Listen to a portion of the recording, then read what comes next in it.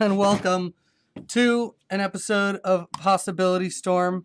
Today we are streaming live out of West Orange Comics and Video Games out here on McGuire Road in Ocoee, Florida. We're going to get a really exciting opportunity today. We're going to be opening a booster box of Throne of Eldraine, the newest set for Magic the Gathering, live here on stream. And I seem to be having some sort of playback issue on my end, but if I can get you guys in chat, if you guys can hear me and I have any, if I'm not having any issues, as long as I can get for like an okay from you guys in chat, then that's all right. I just seem to be having some sort of playback issue on my end, but that's okay. So, in fact, let me check here, because as long as I can get it playing on here, then we're fine. Yep. It looks like it's... Yeah, okay. Yeah, it's working fine on here. So for whatever reason, my playback issue is not going to be any kind of problem, as long as you guys can see and enjoy what's going on. So first things first, want to give a big shout out to Mr. Alex Urea. All right, want to make sure I pronounce that right. Alex Urea for donating his box to open on stream today. So all of these are going to be his lovely goodies, and we're going to join him in his excitement and see what kind of sweet stuff.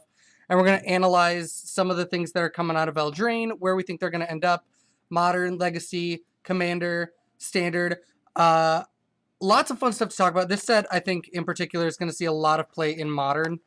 I think there's going to be a lot of sweet pieces, and hopefully some stuff for Commander, too. I know Commander's definitely going to have a lot as well. So, as you can see, really nice, beautiful purple casing. This dragon, although it's okay. I'm sure we'll open one and we'll point it out. Art for this dragon is very cool. A lot of sick art in this set. It's definitely going to be widely regarded for its art historically. So, yeah, we're gonna get into these and open them and get to show you guys all sweet stuff. Last nonsense before we do, followers. If you have anybody who is interested in Magic the Gathering content, arena or otherwise, please bring them by. Otherwise, content is totally acceptable as well, especially because if we can get enough of those people demonstrating their interest, we can do more content, we can show more things, and we can get that support to move forward. If we have anybody show up that uses you as a reference for a follow during a stream, you get an extra ticket towards our follower goal raffle at 40. The reminder, if 40 followers, we are going to be raffling away a hand-painted basic land altar of the basic land type of your choosing. And we will be also doing a giveaway at 50 followers, which will be our big push to affiliate. And we're going to do a custom hand-painted card for somebody as that for that one as well. All of those who are entered currently for the 40 follower stream are going to be extended into the 50 follower stream raffle as well. So you don't have to come back and re-enter once we get a couple more followers just to move into the 50 follower range as well. So now that we've talked about all that, let's go ahead and start opening these packs and start talking about what kind of stuff we can see in Standard. So as you can see, they added this nice new little clip here in the corner a couple sets ago so that we can basically open them almost the same way, I think. It ends up being roughly the same. But, oh, good start. Always a good start when you start with a GOAT token. This is another sweet thing to talk about, is the fact that Wizards moved to these big, nice, full art tokens. You know, it's really kind of a little change, and one that I don't think people had really asked for, but it was a really, really good choice by Wizards to move and include that extended border. It's something that we've already liked in the previous sets, and now to see it on something as simple as a token is, it's just a nice little reward. It's a nice thing that Wizards can do to just kind of really improve the look of the game, and I think the extended borders really look sharp. Basic lands in here too also look really cool, so I'm a huge fan of that. First pack, first foil, we have a Maraleaf Rider. Sack of food, target creature blocks Maraleaf Rider this turn if able. It's okay. I would say this card is actually not bad in Limited. Although, having played the pre-release here at West Orange Comics and Games, video games, by the way, this is a kind of a weird set for sealed stuff. We're getting I'm not seeing as much synergy. Food seems to be the easiest thing to synergize out of the pack. A lot of sack synergies as well. A lot of cool black stuff in that regard. So first foil here with the Marleaf Rider. First rare here is Castle Lochthwain. Now the Castle cycle, pretty sweet for standard. Castle Lochthwain is probably my second favorite one after the green one. Hopefully we'll open a green one. We can take a look at it. The green one adds, it's kind of like a little mana boost, some sort of weird ramp. But Castle Lochthwain allows you to pay 1 black and tap it to draw a card. Then you lose life equal to the cards in your hand. I pulled this in limited. Great card. I drew several cards a game with this when I was down to 2 cards in hand, and it was 100% worth it. I think it's going to see play in standard as well. And even though Vilis is an 8-drop in standard, this is great for Vilis EDH as well as Vilis in standard. I think this card is just going to be a really good inclusion in a lot of the black decks for that extra card draw. Cauldron Familiar, another great card. Enters the battlefield, each opponent loses a life and you gain a life. You can also sacrifice a food to return Cauldron Familiar from your graveyard to the battlefield. I really like that this card honestly, it just does a lot of work on its own. Being able to sack the food tokens that you get, again, pretty easily, probably one of the easiest things to do, especially in limited, is just like make food tokens. And the fact that this cat can just gain you some life and keep pinging around and doing that stuff while, just utilizing the food tokens you get is really beneficial. Lock Dragon, not super great. When Lock Dragon enters the battlefield or attacks, you may discard a card. If you do draw a card, let me see if I can there we go. Kind of refocus here. Discard a card. It's okay. It's not bad. I really like the art more than anything. So, 4-drop, 3/2 flyer.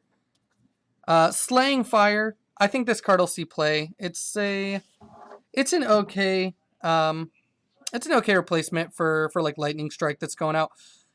I like that it's any target, and the fact that it's you can pay 3 red mana and just fill it out to deal 4 anyways.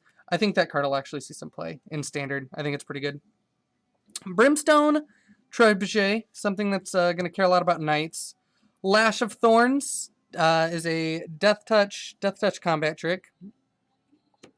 Thrill of Possibility. I think this card has not gotten the attention it deserves. Personally, it's basically it's an instant speed tormenting voice, and now that we've seen the loss of Faithless Looting in standard, I think maybe an instant speed tormenting voice might be an okay replacement to keep those decks alive. They're definitely not going to be what they were before, but Cathartic Reunion already saw play, and the fact that this instant speed I think makes it kind of like, like 3/4 of a Cathartic Reunion maybe. And that might be good enough. That might be good enough to make the play in Modern. I definitely think it's going to play in Standard, and I also think that this is good enough for Pauper. I think this is going to be a really sweet card for Pauper. We got the Weapons Rack here. It's a great way to kind of move some +1/+1 counters, which have kind of a small theme going right now, especially left over from War of the Spark, proliferating, and things like that. Especially, also to this new set has the, if you draw 2 cards in a turn cycle, and a lot of those have to do with getting +1/+1 counters as well. It's not insanely good or anything, but it does allow you to move those around for proliferate and things like that. Rosethorn Acolyte, another great common. I think this is a common that could see Pauper play as well. The sorcery that allows you to just make 1 mana it's the closest you're gonna get to it's I don't know. I really don't want to compare it to Manamorphose, but it's kind of like a really bad standard Manamorphose. The fact that you can cast it later for a Mana Dork is what makes it, I think, better than a worse Manamorphose. Shining Armor, good old Knight Equipment. Golden Egg, a food, one of the new archetype or one of the new card types here for artifacts. When it enters the battlefield, draw a card. You can pay 1, sack it, and tap it to add 1 mana of any color, or you can pay 2, tap it, and sack it to gain 3 life, such as the text involved with food tokens in general, or just food items. This one is okay. especially in limited, again, being able to gain life, draw cards, pretty solid things in a limited environment. Merfolk, Secret Keeper, a mill. It's kind of like a mill card. It's not a bad one either. It goes really well with the wall that came out. It's a 2-drop wall that's 0/4, so this is almost the same thing. You just do it over like 2 turns or on your turn 2 in 2 separate steps, which I think is fine. And then we end with a Silver Flame Squire. A lot of these, for those of you who haven't seen, the new set here has this adventure that I haven't really talked about yet. So adventure is you can play the spell for its adventure type from your hand. At that point, it gets exiled, and it is then on an adventure. You can then cast it for its converted mana cost, and it'll come to the battlefield. You cannot cast these from exile if they are not on an adventure. And even though this counts as an instant and a creature card, you cannot tutor this as an instant from your library. However, if you were to play something like Mission Briefing, you can choose this as an instant in your graveyard. It's kind of weird, so you can't tutor it up that way, but you can cast the instant or sorcery part from your graveyard using those effects. It's kind of wonky, but that could come back in the future. It is an interesting rules interaction involving the new adventures. Overall, honestly, I think there's only a few adventures that really stand out to me from this new set. Murderous Rider being one of them. I think that card is going to be the most played adventure card, although I do not think it is the only one. Food token, Sweet Food. We know the food's going to be a big thing. Island, again, Sweet Art. This one, man, look at that. That one's got all the fairies in the, like that little glade there. Very cool. I love that part. And we have, this rare is Linden, the Steadfast Queen. 3 white for a legendary human noble. It's actually, it's Will and Rowan's mother. For those of you who don't know the lore, spoiler alert here a little bit. The Linden is not Will and Rowan's real mother. They were birthed by a rather disturbing situation involving Kenrith and the Queen. And Kenrith, I think, is an elk right now, which is a whole problem in itself. You know, I'm sure in a land where they hunt animals much more freely than we do here, being an elk would be not great. Not any hits so far, Conquer. This is our only second pack. Well, actually, Linden is kind of a hit in herself because she is a legendary creature, and legendary creatures always come with that small, commander factor on them. And this one, it's a pretty standard white commander, 3 white, 3/3, human noble, vigilance. Whenever a white creature you control attacks, you gain 1 life. If you're running this as a commander, all the cards that are artifact creatures are going to be white anyway, so you're going to get those triggers. Outside of that, there's a couple other enchantments that do stuff similar to this, so I think it's got its place. I don't know if it's breaking the game or doing anything in that regard. Clockwork Servant gives us a chance to talk about Adamant, another new mechanic in Throne of Eldraine. The Adamant mechanic wants us to spend 3 mana of the same color. In this case, if you spend 3 of the same color to cast Clockwork Servant, then you get to draw a card, which is not bad because, Clockwork Servant is 3 anyways, so you're going to have to pay 3. So if you're running it in any kind of monocolor build, it is a 2/3 draw a card, which, is not the worst. And Artifact could matter. Rampart Smasher, 4-drop 5/5 giant, can't be blocked by knights or walls. Pretty relevant. Walls and knights both exist in the current meta. Glass Casket. I like this card. I think this card will see plenty of standard play. 1 and a white for an artifact. When it ETBs, exile target creature an opponent controls with CMC 3 or less until Glass Casket leaves the battlefield. This is going to be a good replacement for some of the Ixalan exile stuff that's leaving right now. Like Baffling End was a heavily standard card, and I think this is going to be a great replacement for that. I actually think Mono White Prison, I don't know if Hitscan is in chat yet or not, but if Hitscan comes to chat, he's been talking about his Mono White Prison build that he wants to put together with the new Throne of Eldraine cards, and I think it's a pretty good stat for that. There's so many good white enchantments and stuff to shut it down right now. We have Leyline of Sanctity in Standard. That's, I mean, we have that. We have Rule of Law. I mean, it's the perfect kind of standard to make a mono white disgusting prison deck like that. So I'm on board with that.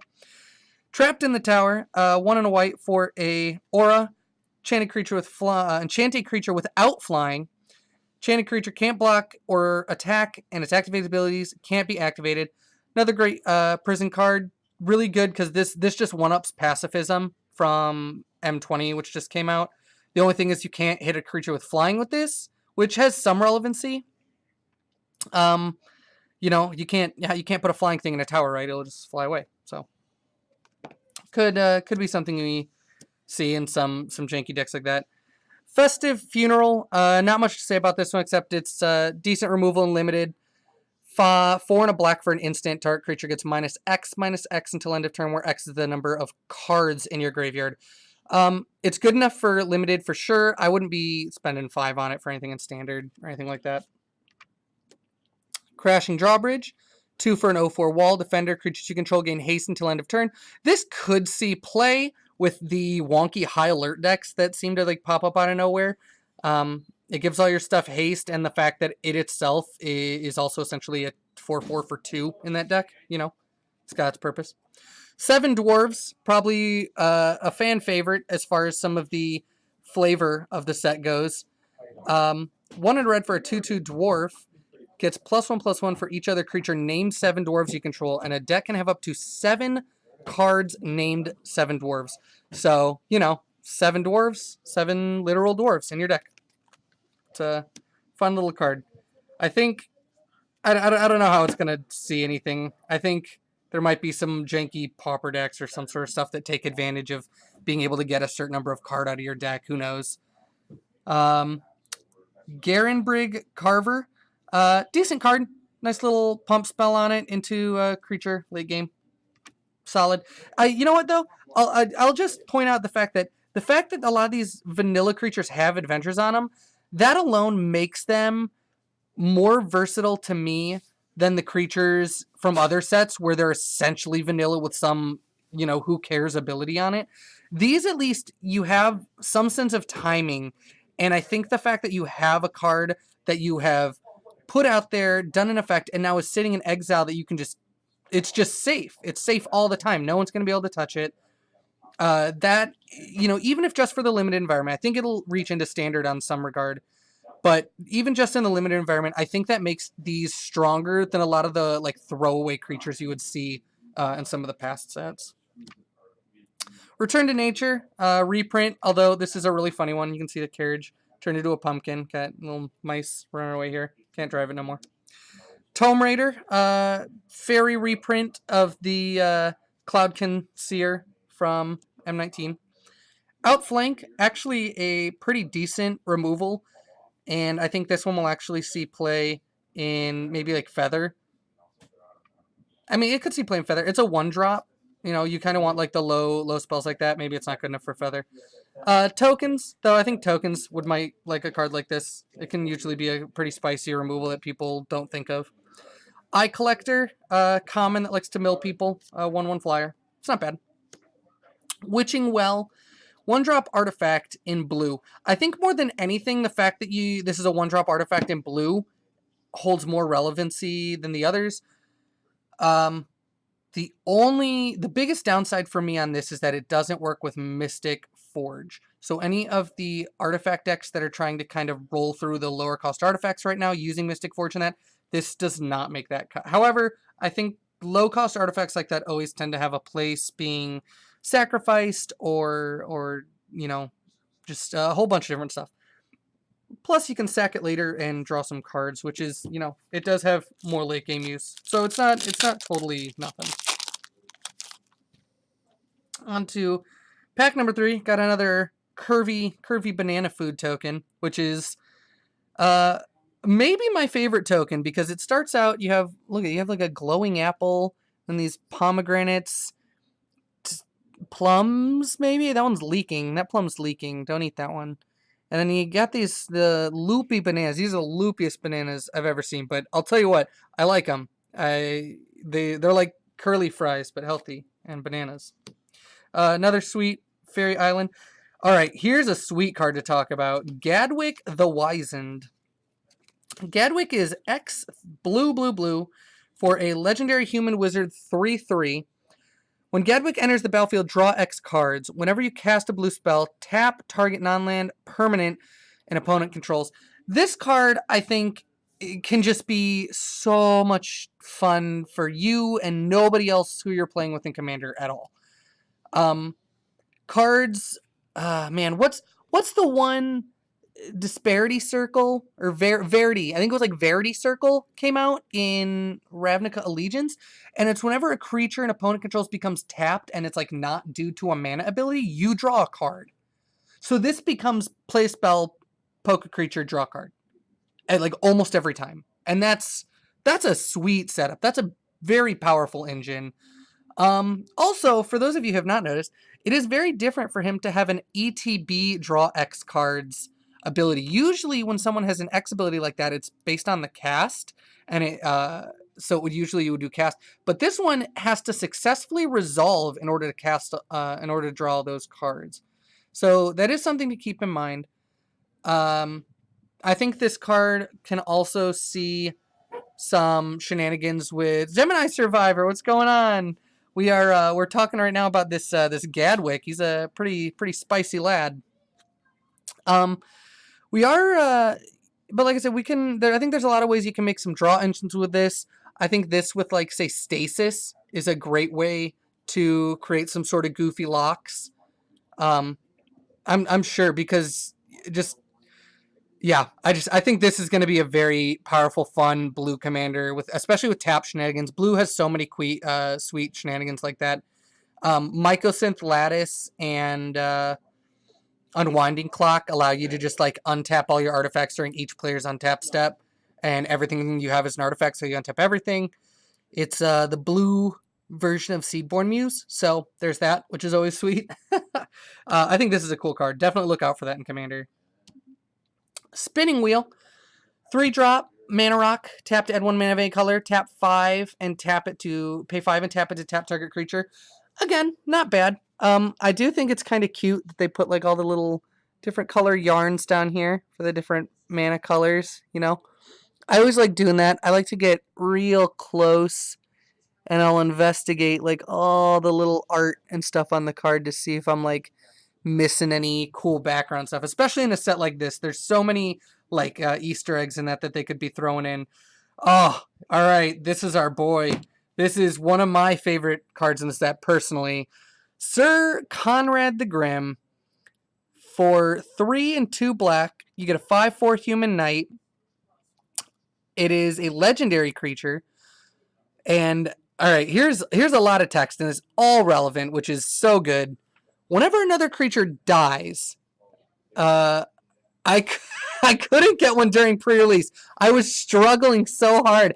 I've been trying to get a Sir Conrad. I opened how many packs? Like my wife played with me, and my wife got, oh man, what'd she get? She opened her 5 packs. I opened my 5 packs. Then I opened another 8 packs. So I opened 18 packs and didn't get one of these. And it's just, I mean, that's just how it is sometimes. But this guy has a lot of really sweet stuff on him. So whenever another creature dies or a creature, well, okay, yeah. So we'll start there. Whenever another creature dies, okay, Sir Conrad the Grim deals 1 damage to each opponent. Awesome. That's essentially, it's kind of like Zulaport Cutthroat or Blood Artist, any of those kind of your stuff die triggers. Sure, so we got sack outlet damage stuff going on. Or a creature card is put into a graveyard from anywhere other than the battlefield. So any creature gets discarded from its opponent's hand. You or an opponent. Sorry, so any player, yeah. If anybody discards a creature, if anybody mills a creature, all of them, 1 damage per thing, per trigger to opponent. Or if a creature, we're not even done. Or if a creature leaves your graveyard, Sir Conrad the Grim deals 1 damage to each opponent. So Yeah, this card is so insane. If you have a creature die, damage. Anytime a creature dies, other than Sir Conrad, damage. Anytime a creature gets... Yeah, Self Bajuka Bog is 100% a thing. I'm actually building a PDH deck utilizing Sir Conrad, and it's going to be done soon. So if you guys don't play Pauper EDH, I'm a huge proponent for Pauper and for Pauper EDH. And I think this is amazing for Pauper EDH. I'm really excited to try it out. Cards like Tortured Existence and this are insane because with a card in your graveyard and a card on the board, you can just pay 1 black, and Tortured Existence says you discard a creature card and then you return one from your graveyard to your hand. Well, with Sir Conrad, the creature going in and the creature coming out both do 1 damage. So pay a black, exchange creatures, deal 2 damage to just your opponents, to each opponent's. So it becomes, pay 10 black, deal 20 damage. It's crazy. Sir Conrad is, I think, a really unsung commander in this set, personally. And we didn't even get to the last part, because Sir Conrad, you can also pay 1 generic mana and a black, and each player puts the top card of their library into the graveyard. So we can mill ourselves for Reanimator. We can also mill out our opponents. Mono black mill, if you ever wanted to try that. I guess Sir Conrad's your boy. I don't know. I think this is a really sweet card. Really underrated. I would love to see it in standard, but I think its place really sits in EDH. But I think it will see some standard play. I'm not gonna lie. Hypnotic Sprite, 2 blue for a 2/1 fairy. Pretty cool art on there. You can see it's using its wings, the wing magic to fool whoever's behind him. Mesmeric Glare, instant, the adventure here on Hypnotic Sprite. For 2 and a blue, you can counter target spells CMC 3 or less. It's fine. I don't think this card is particularly powerful, but I do think the versatility will allow it to see standard play. I think blue-red fairies is actually going to be a deck. I'm testing some right now, and if my testing continues the way it is, I will be playing it on stream because it's been quite fun and pretty annoying for opponents. I like it a lot. Another Trapped in the Tower. Thank you for the follow, Florida Geek Scene. Thank you very much for following us. We are getting close to our follower contest. I believe that puts us at 38 followers, so we are only 2 short of our follower goal. So if you guys have anybody who wants to follow, if you get anybody to follow during this stream, and bring in any kind of name referral, we will be, you will get an extra ticket towards our follower raffle goal. So keep pushing the follows. Yeah, awesome. Glad to see you here too. Tempting Witch, I think this one is a sweet one in limited. It's 2 and a black for a 1/3 human warlock. When it ETBs, you create a food token. Then you can pay 2, tap, and stack a food token, and target player loses 3 life. So it turns a food token into a rotting food. Like you basically turn your food into bad food for opponents. Instead of you gaining 3 life, you activate the same thing to make an opponent lose 3 life with the Tempting Witch. I really like that. I think it's really good, and food tokens are really easy to make in limited. There's a lot of cards that do them, so this can just close out games. Unexplained Vision, 4 and a blue for a sorcery. Which Citadel is bonkers? Yeah. Unexplained Vision. You can pay, if you pay at least 3 mana to play this, you scry 3 as well as draw 3 cards. It's okay. It's again pretty limited. Garenberg Carver. It's a limited. Signpost Scarecrow. Shame it's not scry then draw. Yeah, I agree. If it made it to where you could scry and draw, I would say that card is actually pretty decent then, because just having that extra card selection I think would really improve that card's playability. Signpost Scarecrow, doesn't look like much on the surface. Pay 4 for a 2/4 Scarecrow with Vigilance. You can pay 2 of any mana to make mana. So it's filtering. This is a big card that I would like in like Pauper EDH, because this is one of the only ways where you can turn infinite mana combos in PDH into whatever mana you need to go crazy. I actually use Prismite, so I think Prismite is better than this. But if you really need to filter your mana like that for some setup, then recommend this one. Yeah, if you're flooding out, or this is a really good card if you're like need to splash in limited, because it's still a 2/4 with vigilance, which is actually not bad in limited. It's easy to cast because it's an artifact, and the fact that you can filter any of the mana into whatever one of your splash colors is, this is pretty good. Merchant of the Veil, 2 and a red for a human peasant. You can pay 2 and a red to discard a card, draw a card. It's a 2/3. Or it's got the adventure on it that says haggle. 1 red for an instant. You may discard a card. If you do, draw a card. So what's kind of crazy is you can actually pay 1 red at instant speed, and you can activate this, and you don't have to discard a card. So you can do haggle and then do nothing and just put this in exile for you to cast later, which I know doesn't sound like much, but if your opponent's making you discard, this allows you to discard it for 1 red in a way that doesn't lose the card. I'm not saying that makes it powerful, but it is something. Anytime you find little wonky windows on cards like that, yeah, I mean, you're essentially suspending it. Yeah, no joke. So anytime there's little windows like that, those cards, you always have to look out, because those are the ones where one thing gets discovered or one card finds that it can utilize it, and then the card doesn't even end up getting used for what's supposed to at that point. At that point, it just becomes whatever kind of weird setup you want to use it to wreck stuff with. Tome Raider, draw fairy. Fortifying Provisions, it's an enchantment to give your creatures bigger butts, and it gives them bigger butts by giving them food tokens, I guess. So eat more food, bigger butt. Blow Your House Down, good on flavor card. 2 and a red for a sorcery. Up to 3 target creatures can't block this turn. Destroy any of them that are walls. Again, pretty niche against like a high alert or whatever deck, but I don't know about it. It's okay. It's fine for good finisher and limited if you're running an aggro deck. Yeah. Run Away Together. Great art. 1 and a blue for an instant. Choose 2 target creatures controlled by different players. Return those creatures to their owner's hands. This is fine. If you instant speed flash something back to your hand, this is okay. This is kind of like Peel from Reality, which is, not a bad card in limited and certain setups where if you can benefit from whatever you're bouncing more than your opponent or utilize the timing, then it's as good as you can get from that. Sweet Human Token, she's out feeding these beautiful chickens. Planes, again, more cool, like fireflies and fairies, things like that. See little things. And speaking of the best adventure in the set, this is Murderous Rider.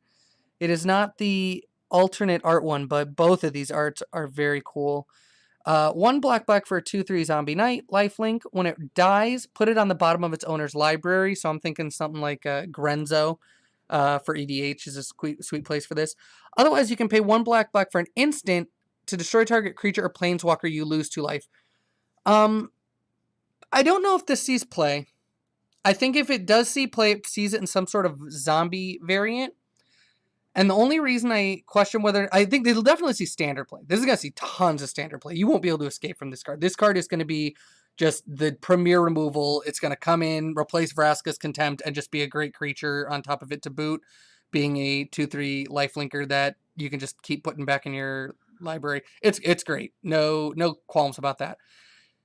I don't know if it makes modern, only because things like Hero's Downfall didn't quite make modern, and I don't know if the body that's attached to this one is going to improve it in that regard, but it's still a good card. I still like this card. I still think it could see play in other things for sure, like an EDH and stuff. Did get a cool, got the special art here of Foulmire Knight. Hold on, let's see if we can get our camera to focus. There we go. Foulmire Knight, 1-drop 1/1 zombie knight with Death Touch. Sweet showcase one. You can also pay 2 and a black at instant speed to draw a card and lose a life. I really like this card. I think Foulmire Knight will see play as well in Standard. I think there's going to be some cool Rakdos decks that utilize the adventures pretty well, actually. Frosty of the Wilds, attacking non-human creatures you control, get +1/+0, and have Trample that is an enchantment, so... it's okay. It's not bad. Enchanted Carriage. When it enters, you make 2 mice. You can see one right there and one right there. Little mice. So, it was a neat little vehicle. I used this one in my deck. It wasn't insanely good, but it was good enough. And the fact that you can use your 2 white mice to crew it because, you know, they're the drivers. Sure. Wicked Guardian, this stepmother who has this... Look at that ugly little dog baby right there. It looks like some sort of like vampire bat dog. That thing is special looking, but it's okay. As long as she loves something in her miserable looking life, right? Wicked Guardian, 3 and a black for a 4/2 human noble. When it enters the battlefield, you may have it deal 2 damage to another creature you control. If you do, draw a card. Don't make fun of the dog baby. We're making fun. Look at him. Look at him in his little noble outfit right there. Look at that. I can't even look at it on screen. It makes me laugh too much that close. All right, yeah. This card, it's okay. I would say if you're going to play this one, limited. Malevolent Noble, 1 and a black for a 2/2 human noble. Pay 2 second artifact or another creature. Put a +1/+1 counter on it. Overall, I'd say this isn't the worst thing in the world, but it's just can't compete with some of the other stuff that's out for aristocrats right now as far as sack outlets and stuff. Fierce Witch Stalker reminds me of the other Wilf Witch Hunter, the wolf, the rare one from like M15 that was like, it was hexproof and like it got a +1/+1 counter if opponent played a black or a blue spell, I think. This one reminds me a lot of that, only it's not nearly as good. You pay 2 and 2 green for a 4/4 wolf with trample when it enters. Create a food token. He's a good boy, John. This one's a good boy as well. He looks mad though. Looks like he just burned. He just did something to this witch back here. She's not faring too great. He messed her up. So Fierce Witch Stalker, good boy. Overall, I think this is a decent card for limited, but that's it. Rosethorn Halberd, 1 green for an artifact equipment. Enter the battlefield, attach it to target non-human you control. Equip creature gets +2/+1 and equip 5. In green, I don't see this making too much of an impact. It's okay. It's sure. The fact that it auto attaches might be something. Idyllic Grange is part of a land cycle of common lands here in Throne of Eldraine. They all have fetchable types, which is what makes them particularly good over some of the other common land cycles that they've put out in the past few years. This one enters tapped. They actually all have this clause. They enter tapped unless they control 3 or more of the lands that they're emulating. So in this case, plains, you need to have 3 other plains to have this enter untapped. They do count themselves. So I did play a game where I played one of my lands beforehand where it entered tapped and the next one didn't enter tapped and I used it to trigger. So you can utilize them in that way. You don't have to just wait for basics to come around, which is a nice with these. When this enters the battlefield untapped, you put a +1/+1 counter on target creature you control. I'd say this is probably the weakest of the cycle, but you know, if you're playing a deck with counters, this might just be extra counters. So, you know, it could be something to you. Embereth Paladin, 4/3 with haste. It's got adamant. If you play it with 3 mana, it becomes a 5/2. Not too impressive, although decent limited bomb. Twin Veil Tree Folk, another okay bomb. You can Oaken Bloom for 3 and a green to put 2 +1/+1 counters on target creature before casting it later. So, again, I would much rather have that than just have, like, some 6-drop that does, like, an okay thing later. I think I'd rather be able to split this up and do it on my 4-drop. So I do like that about it. Beloved Princess. I don't know. I'm not seeing too much crazy stuff here involving Beloved Princess. It's just kind of like a cost little creature early game. True Love's Kiss, 2 white to exile target artifact or enchantment and draw a card. This is better than some of the other fodder that like exiled artifacts, enchantments. So, you know, it's not great, but I can't talk too much smack about it. Opt, good card. Classic. Really glad they're reprinting this into standard again. A lot of decks that can use Opt, including the blue-red Merfolk deck I was talking about.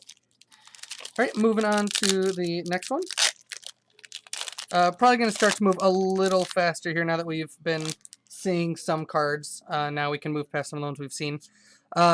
Here's the sweet little token to let you know when a creature's on an adventure. So that's really cool. Here we get Giant Killer for the rare. Giant Killer is 1 white for a 1/2 human peasant. That's a pretty sweet art. He's really giving it to that giant good. You can pay 1 and a white and tap it to tap target creature. I don't think that that's all that great as far as a rare goes. It's got to just be because it's a 1-drop, which is fine. However, the chop down 2 and a white for an instant where you can destroy target creature with power 4 or greater, I think that versatility is actually better than this. Like, I would rather do this on turn 3 than cast this on turn 1. And on turn 1, you can't do much with it. I don't know. Like, maybe there's more to this card than I see, but I feel like you want to cast this card turn 4. And I don't know. Maybe it's got something that I'm not seeing. I don't know if it's going to see any of the control style decks or anything that wants to utilize that. I have seen there was the other creature that was tapping down stuff in standard that was a white spell, and I think it was a common or an uncommon. So given that that card was seeing some play, Giant Killer could replace it, just having that extra versatility. Resolute Rider, a part of a cycle of hybrid colored knights. This one's white 4 Orzhov hybrid mana for a 4/2 human knight. You can pay 2 hybrid Orzhov mana to give it lifelink until end of turn, or you can pay 3 to give it indestructible end of turn. You can also do both. This one's pretty neat. I actually like this cycle of cards. I think that they're decent. They have their use. Flaxen Intruder. Sneaky little way to destroy artifacts and enchantments if you can get it underneath some stuff.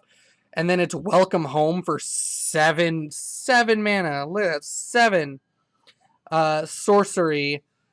Yeah, you can create 3 green creature tokens. Yep, here's the bears. Goldilocks, absolutely unforgiving. But I'll tell you what, how many times have you been to a restaurant and they messed up your porridge? If you didn't send it back, then you're not a Goldilocks, I guess. There are 2 kinds of people. You're either a Goldilocks who sends your food back, or you're a bear and your head's on this wall. So, Spectre's Shriek. 1 black for a sorcery. Target opponent reveals their hand. You may choose a non-land card from it. If you do, that player exiles that card. If a non-black card is exiled this way, exile a card from your hand. I've had my eye on this card because I think that another 1-drop hand disruption spell that allows you to choose any non-land card, especially one that exiles it, it's one to keep an eye on.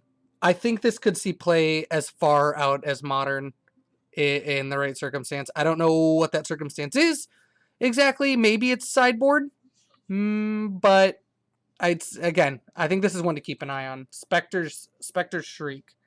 If I can. There we go. Spectre's Shriek.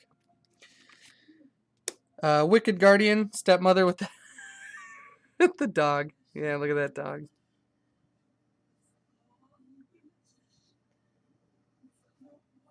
There he is. Dwarven Mine, another one of the land cycles. It's a mountain. This one is untapped if you have 3 or more mountains, and when it enters untapped, you create a 1/1 red dwarf creature token. Dwarves, they silently pushed dwarves. We don't talk about Joe. There's a lot of stuff with dwarves in this set, but not a lot of like dwarf payoffs. So it's kind of confusing. Maybe we're gonna see some dwarfs in Ikoria, like 2 sets from now. So I'm not sure, but that's possible. Let's see. Reeve Soul, solid. Yeah, there you go. Yeah, make sure you guys all get in on the raffle prize. That will be Ikoria is Kiora tribal behemoth. I'm with you. I really hope it's big old behemoths. I really also hope we have more like meld mechanics or something that allow you to combine creatures. Morrow himself said that it has one of the craziest mechanics they've put out in a long time. So let's we'll wait and see. But I've got some speculation on Ikoria, that's for sure. Reeve Soul, again, solid common removal, especially for like limited. That card is very good in limited. Garenbrig Paladin, 4 and a green for a 4/4 Giant Knight. If you cast it with 3 green, it has Adamant, it'll enter with a +1/+1 counter, and it can't be blocked by creatures 2 or less. Limited bomb. Witch's Cottage, the black on the common land fetchable cycle. Enters the battlefield tapped unless you control 3 or more swamps. There we go. When Witch's Cottage enters the battlefield untapped, you may put target creature card from your graveyard on top of your library. I really like this card. I think this card's really sweet in both Pauper, in Standard, in Commander even. Sure, I think this is a really cool card. Because you can fetch it. The fact that you can fetch this late game to put a creature on top. And here's the thing. So in Commander, what I'm really getting out of this in the blue card, which I'm sure we will come to eventually, you fetch with Verdant Catacombs, let's say. You go get Witch's Cottage, as long as you have the 3 untapped swamps on an opponent's end step. And I know that's, all of a sudden we're getting to some more conditions. But having 3 untapped swamps isn't that hard. If you're, especially, let's say you're running Mono Black Reanimator, or anything where you would want to get stuff back in the graveyard, which in black is all the time, you can fetch this out with, whatever you need to fetch it out with at opponent's end step. It's going to enter, and as long as it enters untapped, with that fetch, you can put a creature on top just to draw it on your turn. So it's, again, that's not broken. It's not even like crazy good all the time. But something like that is what separates this from just like another basic, from like a Mortuary Mire, whatever. Like, those are the little advantages you want to take advantage to really tighten up deck lists, is the little stuff like that. And it's not always with money and things like that. A lot of people assume that tightening a deck list involves money, but sometimes tightening a deck list involves really putting in the time to look for your tech and search for what your deck is missing, or what it really needs in conjunction with what it has, or either just based on what kind of stuff you're facing in your meta to make it work better. It's not always about money. It's about using your ingenuity and your creativity with the game, and do some research. Barge In is an instant spell. So for 1 red, target attacking creature gets +2/+2 until end of turn. Each attacking non-human creature gains trample until end of turn. A lot of non-human synergy. A lot of non-human text, rather. Not so much non-human synergies, I guess. There's a lot of things that reward you for not having humans, which I guess is technically a synergy, but they just pay off by you not having a human. So it's kind of like a synergy from a lack of cards, which is a little unusual in terms of things like that. Yeah, a lot of like lack of human stuff. It's kind of like there's like a battle of the forest versus the kingdoms, I guess, to some degree in this set. So I'm sure that's going on. Spore Cap Spider, 2 and a green for a 1/5 reach. Great blocker in limited. Knight of the Keep, 2 and white for a 3/2 human knight. Vanilla. Yeah, Shrek 5. This is definitely Shrek 5 as far as sets go. Lonesome Unicorn. Really pretty unicorn card. 4 and a white for a 3/3 Vigilant Unicorn. You can pay 2 and a white for a sorcery to cast Rider in Need and create a 2/2 white knight creature token with Vigilance. Again, it's okay. It's kind of like a versatility thing. I don't know if this one's do that great. Do the do the roar. Do the roar. Queen of Ice. Queen of Ice, Elsa, as you guys see, Princess Elsa is on Throne of Eldraine. She is 2 and a blue for a 2/3 human noble wizard. Rage of Winter. When the storm rages on, she taps a creature. It doesn't untap during its controller's next untap step. Yeah, that's her freezing Elsa's heart, I think. Where's Disney on this? I need Disney to back me up on this flavor text. Whenever Queen of Ice deals combat damage to a creature, tap that creature. It doesn't untap during its controller's next untap step. I like that. I think that's fun. I don't know if that's amazing, but I think it's fun. Yo, Small Mako, welcome to the chat. What's up? We're opening our cards here and starting to move a little quicker. I think we're on pack 6, pack 4, 5, 6, somewhere in there. Now that we're kind of getting into, again, we're getting some repeats here. Got this mouse, beautiful mouse. I love this mouse token. I think it's adorable. It's one of my favorites. Swamp, very cool swamp. Ooh, foil Gadwick. That is a pretty sweet pull for Alex there. Look at that one. Oh yeah, that's super sick. Yeah, shiny. Who doesn't love a shiny? So yeah, that's a cool one. Foil Gadwick. Folio of Fancies. This is a weird card. I don't know if this one's very good. Maybe in like a group hug deck or something like that. Or a group slug deck of some kind. 1 in a blue. Artifact. Players have no maximum hand size. FCK, I am alive. Welcome to the chat. I don't have a spare pre-release code on me. I think I have some at home. Because did they limit pre-release codes on Arena this time? Because I tried to enter more than one and it wouldn't let me. And I thought that was unusual because I was like, what if I had gone to separate pre-release or something? In my case, I was, I just had people who didn't play Arena. Oh, is it always limited?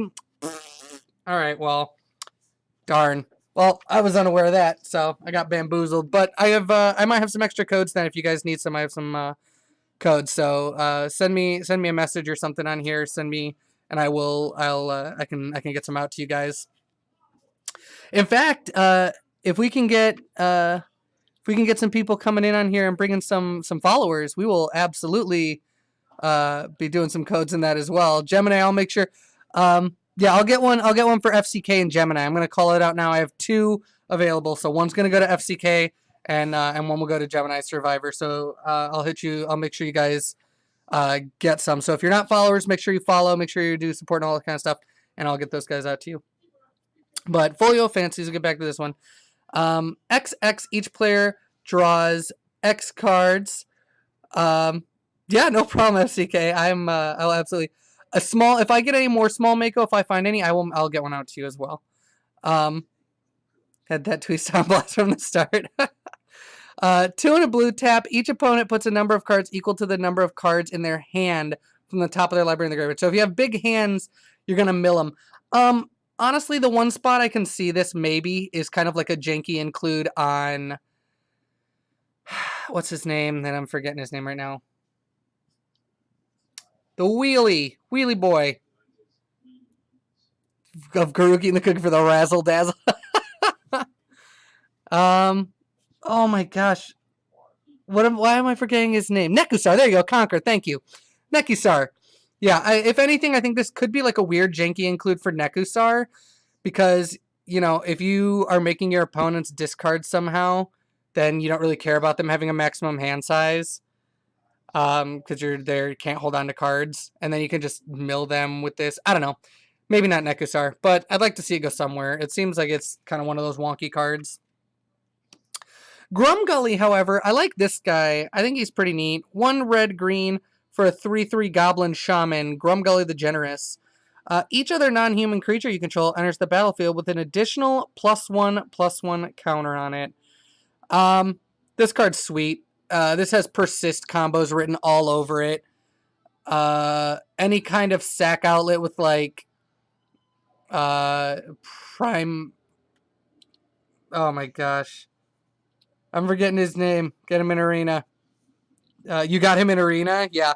This is a Riot combo type deal. This works with Riot because you can just give him a +1/+1 countered and give him a +1/+1 counter and he gets haste. You can give him double counters, things like that. Woodfall Primus. There we go. In Commander, sack a Woodfall Primus, comes back with a +1/+1 counter, negating the negative counter. Infinite sack, you blow up all permanents. Like, I think this could be a really fun deck, actually, as far as red-green goes. Something a little different, too. Trail of Crumbs, 1 and a green. When it enters the battlefield, create a food token. Whenever you sacrifice a food, you may pay 1. If you do, look at the top 2 cards of your library. You may reveal a permanent card from among them and put it into your hand. Put the rest on the bottom. Sure. If you're doing food, it's okay. I think Golgari food is going to be good in standard. I don't think that's going to make it in there. Mystical Dispute, 2 and a blue for an instant. Costs 2 less to cast if it targets a blue spell, counter target spell, unless the controller pays 3. So if you're playing against blue, you can basically, like, it's a good mirror match. It's like a mana leak, sort of. It's okay. I think it's not the worst in the world. Smitten Swordmaster, I think it'll be pretty sweet in Knight's deck. You can make opponents lose life, and you gain life equal to the Knights you have in play. And that's a 2-drop, 2/1 otherwise, so it's like a Child of Night. It's not bad. I like that card in Limited, actually. Vantress Paladin, 3 blue, 2/2 flyer with Adamant, making it a 3/3 flyer. Fine. Wolf's Quarry, good way to make a bunch of food tokens in Limited, I would say. You make a bunch of boars, which are great blockers, which then make food tokens, so not bad. Merchant of the Veil, talked about that one earlier. Hengewalker just becomes a 3/3 for 3 if you get its Adamant, so it's okay.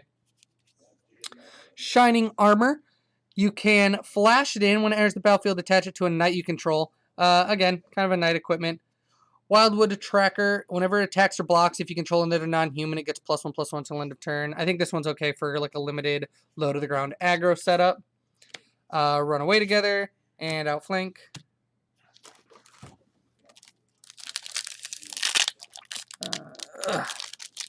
Did anybody else go to the pre-release? I know Conquer, you were at the pre-release. If you guys went to the pre-release, how'd it do for you? Ooh, that's a sweet knight token right there. Yeah, love the extended borders on those. You went to, oh yeah, that's right, Conquer, you did go yesterday. So how'd that go? Island. Oh, did you? That's sweet. Oh, rip Gemini. Vantress Gargoyle. I think this could see play in some of the more millie decks right now. You did Grixis Draw. That's a weird one. I was gonna say the big one I've noticed for sure is Black. Black just seems to be in like every deck, which I know Black usually has the good removal for Limited anyways, but I think in this set, Black is very heavily featured. So you're gonna bring the deck Monday. Cool. Yeah, I definitely want to take a look at it. Yeah, I want to take a look at it. Vantress Gargoyle, 1 and a blue for a 5/4 flyer. That's a pretty good exchange. Can't attack unless defending player has 7 or more cards in their graveyard. Again, that's not that bad. 3 colors is primary and splashes. Oh, so that's pretty good. Yeah, although I will say that, yeah, I think Throne of Eldraine has supported multiple colors better than you would better than I would have thought myself originally. I was surprised I was able to go so heavy black for the pre-release myself. Can't block unless you have 4 or more cards in hand on this one. That's the biggest drawback on this card, is that you have to have 4 or more cards in hand. And then you can tap this and each player mills the top card of the library. I don't know if this is going to see any play. I think that second drawback is bigger than the first drawback. I actually think the first drawback isn't that bad. I think you could mill out to that point. I think keeping 4 or more cards in your hand might be the harder challenge. Keeper of Fables, 3 green for a 4/5 cat. Whenever 1 or more non-human creatures you control deal combat damage to a player, draw a card. That's fine. I don't like that it only draws 1 card no matter how many creatures hit, but great. It was great in Limited. I had a great time with that card in Limited, honestly. Spectre Shriek, talked about that one. Hypnotic Sprite. Steelgaze Griffin. Part of the draw your second card setup in here. Whenever you draw your second card, gets +2/+0 until end of turn. So it can only get to a 4/4 flyer for 5. So not that great. Malevolent Noble is the Sack Noble. Red Cap Riders, when they attack, you can untap. You can tap and untap non-human. If you do, it gains +1/+1 and trample, making it a 4/3 trampler for 3. Again, not bad in a red-green aggro style deck. Barge in, which is cottage. Fell the Pheasant. I actually think this one's okay. 1 in a green for deals 5 damage to target creature with flying, and you make a food token. So it's kind of like a wonky plummet. Actually, it's literally it's usually it's going to be a plummet where you get an upside, basically slightly better. So it's fine. Tall as a beanstalk, 3 in a green for an enchantment aura. Gets +3/+3 and has reach and is a giant in addition to its other types. The last part seems to be not that relevant. Not that many giants. I mean, rather there are giants, but not a lot of giant synergies in this set. Maybe this somehow ends up in a giants deck involving Lorwyn, but those giants were red-white. Who knows? I don't think that card's gonna show up anywhere. Moonlit Scavenger, 6-drop, 4/5.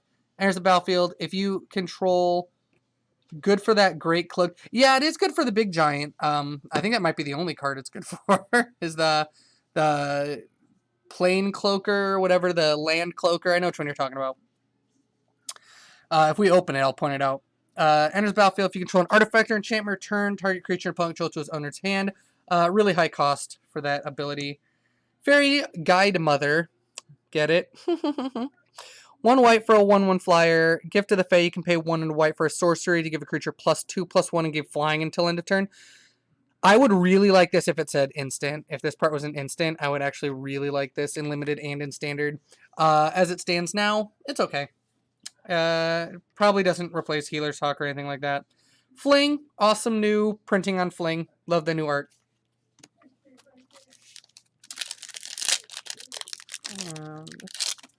Continue to move on here. These give me some trouble.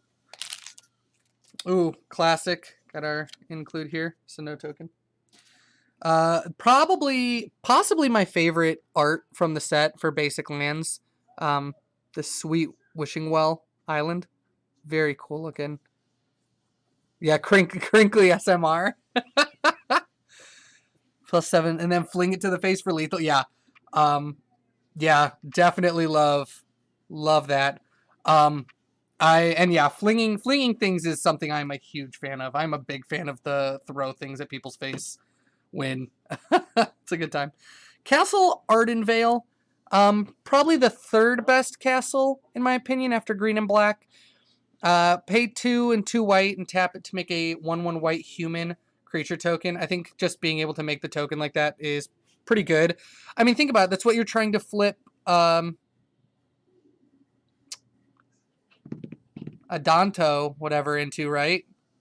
The one that just rotated out. That's what you were trying to flip it into, was pay 4, make a token. This is basically the same thing, and it can enter untapped as a land if you have a plains already. So, yeah, I think that's fine. You got four green castles? Jesus. That's a lot. Sorcerer's Broom. I like what they're trying with this card, but I don't think it's going to be good enough. 2 generic for a 2/1 spirit. Whenever you sacrifice another permanent, you may pay 3. If you do, create a token that's a copy of Sorcerer's Broom. If it was pay 2, I think I'd be in on this, but that's about it. I think it's, this card is like so close to being something, I think, as far as what they're trying for. Marleaf Pixie, love the art. Love the art on this cute little pixie here. Look at, she's got like her like little fur. She's got like a little squirrel tail, a squirrel head, which I guess is like her version of like a bear head if she was that kind of tribe. Very cool little art. She's making a blueberry glow somehow. So, flying, add green. She got the Tanuki leaf. Yeah, should add green or add blue for a 2/2 flyer. I think this is a pretty solid card, actually. I like that card. Ooh, very cool. Love this art as well. Another showcase art here. Shepherd of the Flock, 1 and a white for a 3/1 human peasant. It's got Usher to Safety. So for 1 white, for an instant, you can return target permanent you control to its owner's hand. Great way to save your stuff if somebody's going to smack it with something, smack it around. Lost Legion allows you to scry 2/3 knight for 3 that scries. Ardendale Tactician, 3-drop 2/3 with flying, or you can pay 2 and a white for Dizzying Swoop to tap up to 2 target creatures. It's not bad. Lash of Thorns, Death Touch. 1 in a white, Insatiable Appetite. Basically a worse Giant Growth. It's 1 in a green for Giant Growth. If you sack a food in addition, the creature gets 5/5. So Weaselback Redcap, great for aggro and limited. I also love that he's riding this Weasel. I love it. Goblin, and he's a knight. Relevant that he is a Goblin Knight. So, weapons rack. Here, I'm gonna.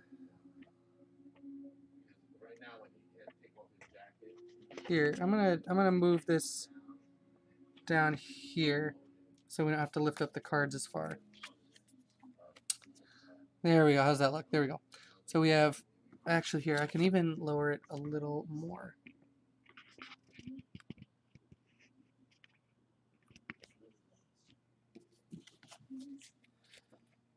There we go. That's great. All right.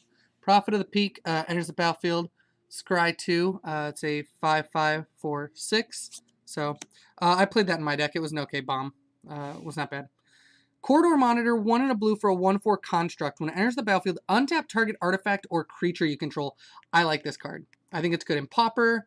I think the fact that it's got such a big butt is pretty relevant. Untapping artifacts is always a threat. Always. Because artifacts are shenanigans.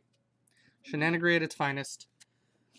Silver Flame Ritual, 3 in a white. Put a +1/+1 counter on each creature you control. If at least 3 white mana was spent to cast the spell, creatures you control gain vigilance until end of turn. Not that great. And a fling. Putting the +1/+1 counters on the creatures you control is okay.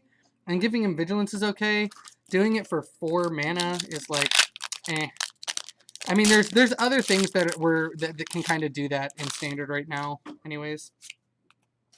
Swamp kind of looks almost like a Kaladesh swamp just because it's got the spirally waters, though it is still all the lands on here so mystical in this set. Happily Ever After, very unique card here. 2 and a white for an enchantment. This is an alternate win con spell as well. When it enters the battlefield, each player gains 5 life and draws a card. Not sure how often you want to do that.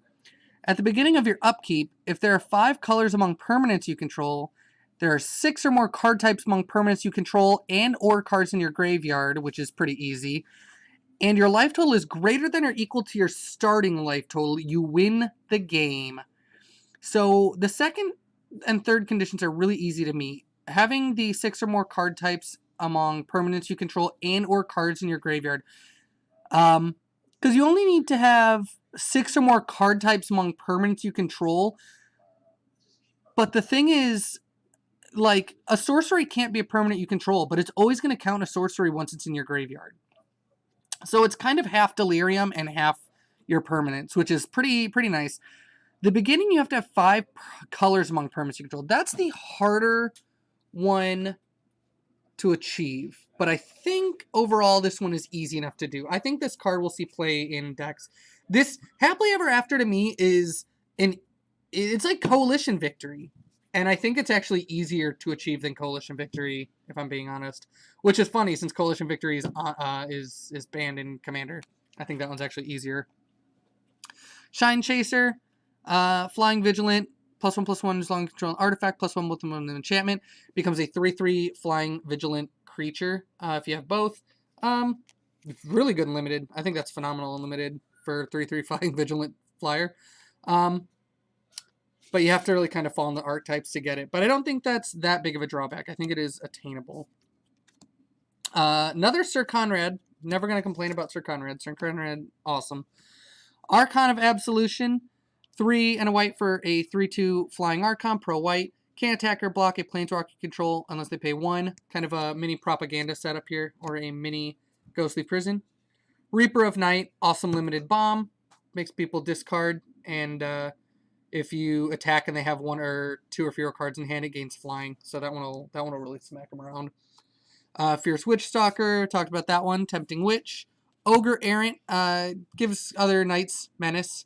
Not bad. Again, good for a red-green aggro build. Kind of like a Gruul aggro for limited. Jousting Dummy, saw it in a lot of people's decks. You can pump it a bunch of times late game. It's a good early game card to get out. Really easy to get out. Fits in every deck because the colors. which is nice. Wolf's Quarry makes food tokens. Raging Redcap, little double strike guy. If you're running any kind of aura or equipment setup in limited, sure, but I think this, again, pretty limited to limited. Opt, great card, always good. Fortifying Precisions, big butts with food. Scalding Cauldron. I think this is actually one of the better removals outside of black in this setup, because you can just put it out turn one, and very few people are going to be able to get rid of artifacts, and you're just going to be able to sit with it and use it when you want. Like, people are, they can only, in limited, they can't sandbag the same way they would in standard, because they can't just hope to draw into something else. Like, a lot of times, the one thing that can deal with it might be the only thing they have, and they really have to decide if it's worth it. So, Mountain, get this really sweet. Look at all the fairies on that one too. So cool. I love all the fairies on all these. Gilded Goose. This is a great one. It's no Birds of Paradise, but it's as close as you're gonna get to standard since the last time we saw the birds in standard. Plus it makes its own food tokens, so Golgari food, definitely gonna see play there. Wintermoor Commander, 2-drop, Death Touch, 2 and star, toughness equal to the number of knights you control, so it's always going to be at least a 2/1 because it'll include itself. And when it attacks another knight you control, gains indestructible. This is really good. This is going to see play. I no question. Rally for the Throne. It's sure. You can gain life if you want and make some tokens. I think it's fine. I don't think it'll see play. Into the Story. You can draw 4 cards for 4 if an opponent has 7 more cards in their graveyard. I don't know. Maybe we see some people trying to sneak this in a mill deck. I don't think so. Festive Funeral, talked about that one. Unexplained Visions, we talked about that. Smitten Swordmaster, Weapons Rack. All right, cool. Yeah, here's where we're gonna start to rip through some of these cards. The Squire. Whenever you cast an adventure spell a creature spell that has an adventure, this gets +1/+1 till end of turn. The creature does not need to go on an adventure to actually get that buff, though I don't think that card is particularly great. Fling. Mistford River Turtle. Love the art. He's just a happy turtle with a dude on his back. When he attacks, another target non-human creature can't be blocked this turn. Normally that's like a red type ability to make things not block like that, but it is on this big ol' turtle. I don't think that card sees too much play either.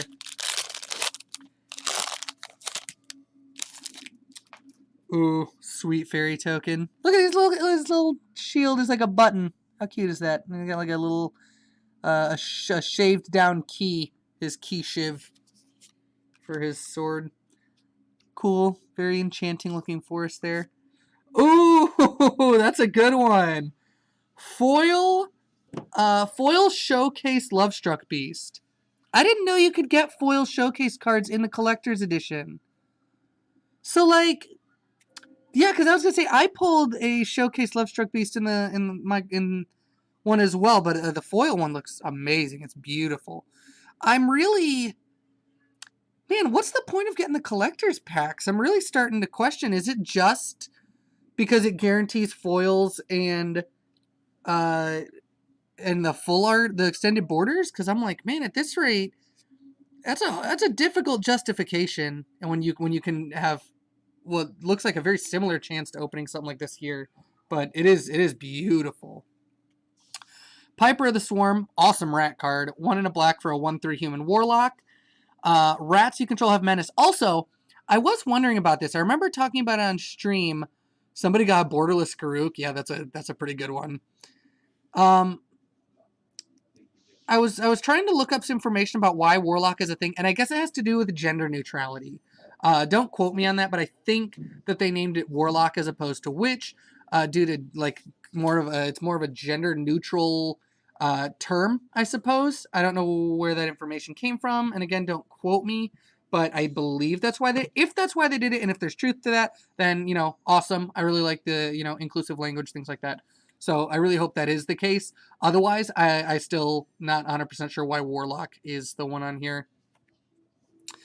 Rats you control have menace. You can pay 1 in a black and tap it to create a 1/1 black rat, or you can pay 2 and 2 black and tap it and sack 3 rats to gain control of target creature.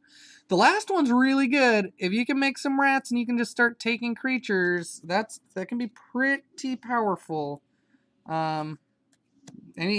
Especially when they don't have any kind of clause about giving them back. That's always scary. Bog Naughty. It's a 3 black for a 3/3 fairy with flying. Can pay 2 and a black, sack of food. Target creature gets -3/3 till end of turn. It's real close to being good. If it didn't cost this much, we might be we might be talking. If it was like 3-drop for a 2/2 that did that, I might be on board. It's pretty close. Inspiring Veteran, the new Night Lord. Literally just a Night Lord. Great Night Lord. Mad Ratter. This is my second favorite name from the set. Mad Ratter. My first is Belle of the Brawl, which we have not opened yet, but that name is so good. Mad Ratter, whenever you draw your second card each turn, create 2 1/1 black rat tokens like that. Pretty sweet. Red Cap Raiders. Talked about that. Giant Skewer. Whenever equipped creature deals combat damage to a creature, create a food token. Pretty much a normal equipment. Squire, Ogre Errant. Got our Plains, Sporecap Spider, the Witching Well, Silverflint Squire, and Memory Theft. This is an interesting common. I also like this card. I think this card will see some sideboard play maybe. It really depends on how good adventures end up being. You can pay 2 and a black for a sorcery. Target opponent reveals their hand. You choose a non-land card from it. That player discards that card. And you may put a card that has an adventure that player owns from exile into that player's graveyard. So this can take creatures that are on adventures and say you're not on an adventure anymore, which is pretty sweet. I do like that. That is the only way that you can disrupt a creature on an adventure in Standard that I know of currently. I know there's some other weird, goofy, sneaky stuff. Human Cleric, that is the most relatable looking. That guy looks like he's just from a regular Renaissance fair. He's not even on Eldraine. It just looks like a normal dude. It looks like a dude that used to work at Radio Shack, like until they closed on purpose. Like he didn't look for anything else. He was trying to close down the Radio Shack. Look at him. But it does go with a mythic card, which I would really like to see be a little better, like kind of close. Somebody's burn pile for this forest. Ooh, foil planes here. That looks really pretty. Look at that like light focused on the end. That's really cool. Ooh, all right. We got a mythic, and not just any mythic. We've got the Royal Scions. This is Will and Rowan together. You can tell because it says Will Rowan right here. 1 blue-red for a 5 loyalty planeswalker. +1 is a looting ability. The other +1, +2/+0, first strike and trample. Small Mako. I also used mythic wildcards on this because I'm running a blue-red fairies list that, like I said, I think I'm going to end up streaming for you guys. But it is pretty cool. And this part here, the top looting part is pretty relevant, I think. The -8, this part is not that big a deal, I don't think. Draw 4 cards when you do. The Royal Scions deals damage to any target equal to the number of cards in your hand. There will be times when it's relevant enough to do stuff, but I think these first 2 abilities being tick-ups, I think those alone are going to make this card what's useful. That is a very sweet card. That is a really cool pull. Sir Eleonora the Discerning, one of the lesser knights. 3 blue, powers equal to the number of cards in your hand, which is, fluctuating power is sometimes you gotta watch out for it. When it enters the battlefield, you draw a card, and spells your opponents cast that target Sir Eleanor cost 2 more to cast. I'm, little less enthused about it as some of the other knights. Shellshock Ogre deals combat damage to opponent. That player discards a card at random. If they do, that player draws a card. It's sure. If they only have 1 card in hand, then that card gets a lot better. Savvy Hunter. I think this card will see play in the Golgari food decks in Standard. I like this card. Ardenvale Tactician, Malevolent Noble, Curious Pair. They're making food tokens. Thrill of Possibility, great common. Here we are. We'll finally reach the green, the forest of our common land cycle. Who's sexy, the Savvy Hunter or the Skullmocker Ogre? The Savvy Hunter is. Look at her. She's powerful. She's carrying a whole deer on her neck. Yeah, she's strong. When this one enters untapped, you make a food token. So I think this will see play in the standard food decks, honestly. I think it'll be good enough. Free food tokens, I think, will be pretty important to that deck. Tree Folk, make it an egg, Corridor Monitor, and a Prized Griffin, which is a 5-drop 3/4 flyer. A deer and squirrel. Yeah, she's got deer and squirrels and bunnies and everything. She's carrying multiple animals back. She's a powerful woman and a good hunter, clearly. Sweet. Got another little adventure token. Mountain. Witch's Vengeance. This is one of the cards that I think will creep into Modern. This card is, I think, going to be a lot better than some people have speculated on it so far. This hits humans, goblins, merfolk, spirits. It can kill Lingering Soul spirit tokens in decks like that. It can kill the elementals from a Mardu Pyromancer. Fairies. I think fairies might be an archetype that could come back and see some stuff, and this deals with that. I think this card's good. I think this, if you haven't grabbed these, if you play Modern and you play Black at all, you might want to look at this. It might see your list. It's possible. There's enough high tier like creature-based synergy decks for that card to not be utilized. Resolute Rider, we looked at that one. Ooh, this is arguably one of my favorite showcase arts. Is the Emberth Shieldbreaker. I really like the colors. I love that the white is just so stark against everything. It's almost got like no bordering because of it. Here, like you see, like the hat just looks so white against the snow. There's no lining to it. I really like it. I think it looks out really cool. You can pay 1 red at sorcery speed to destroy an artifact, and then you can pay 2 later. This could see some play in standard. I think it could see play in sideboards more than anything, but it is possible. The nice thing is that it's a knight. So you pay 1 red, blow up an artifact in artifact enchantment decks, which are going to exist for sure, and then you just cast that one out later, and it'll get a pump usually from your knight stuff, which is fine. Bake into a pie. One of my favorite cards in terms of flavor as well. You go ahead and just straight up and bake it into a pie. And you can make a food token out of it because you're making it into a pie. Yeah, I see Small Mako's making an artifact and checking my deck right now. She knows what's up. Hengewalker. Crystal Slipper. I love thinking about this card because it's made for knights, right? Like you're supposed to be equipping a knight with this generally.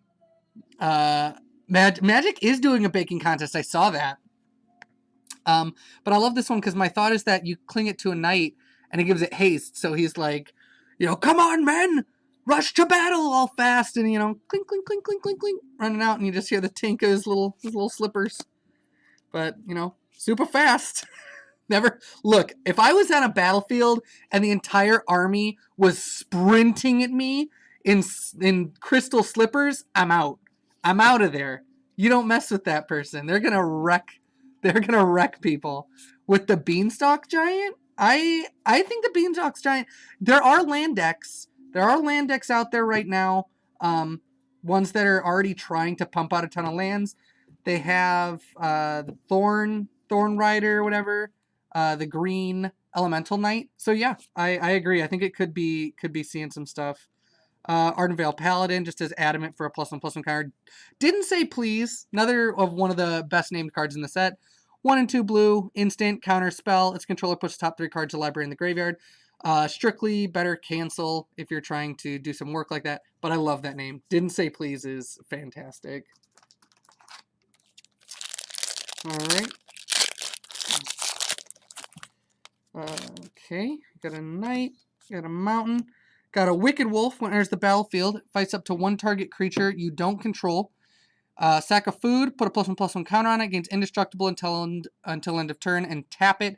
This will probably see the Golgari food deck. I think it's loaded. It's good enough aggro, and it can remove some stuff, and then you're already going to be stacking food tokens and things like that anyway. So, yeah, you can get in there. Steel Claw Lance, equipping to a knight for 1 and 2 to give it +2/+2. I think this will see play in knight artifact equipment if that becomes a thing. Cauldron's Gift. If the top 3, if you spend at least 3 mana on this 5-drop sorcery, you mill 4 first. Then you choose a creature card in your graveyard to turn to the battlefield with a +1/+1 counter on it. This could see some play. I think Mono Black Reanimator. I've attempted a Mono Black Reanimator, so I think it could be a thing. This card, it's okay. Enters battlefield, another target knight gets +2/+2 against trample and haste. It's alright. Foreboding Fruit. Target player draws 2 cards, loses 2 life. If you spend at least 3 black mana, you make a food token. Sure. I think this could see some play in like Pauper. Any kind of like draw spells like that just tend to have a little extra something. I like this card in limited. 1-drop 0/3. Great for blocking. Later you can pump it into a flyer. You can double pump it if you want to make it a 4/3 flyer for 8, which is not great, but I was running it yesterday or on Friday, and I had some good luck with it several times. Scorching Dragonfire, great removal in limited. Also, we'll probably see play in standard. Eye Collector, another opt, Silver Flame Ritual.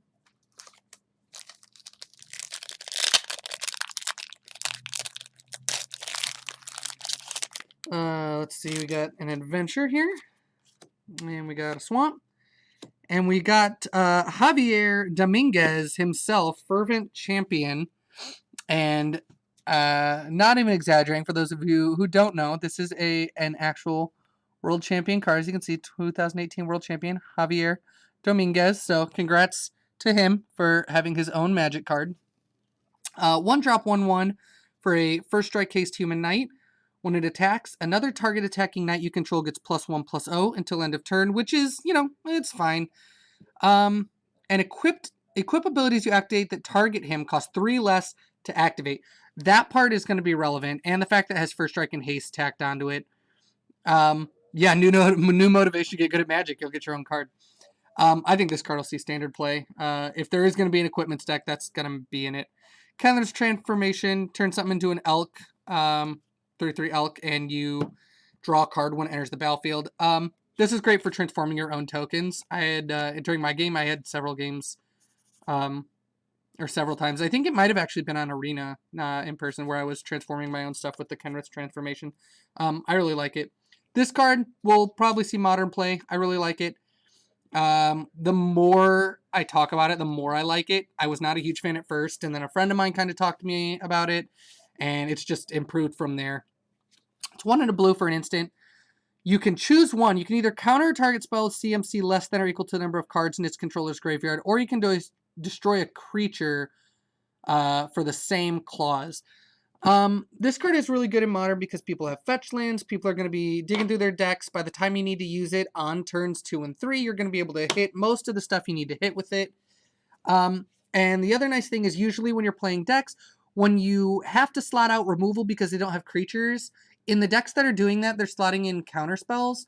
In this case, you don't have to make those changes because you're pretty much holding one or the other. So it helps with sideboard issues and things like that. I think this card is gonna be really good for like blue-black control, blue-black mill. Might see that one.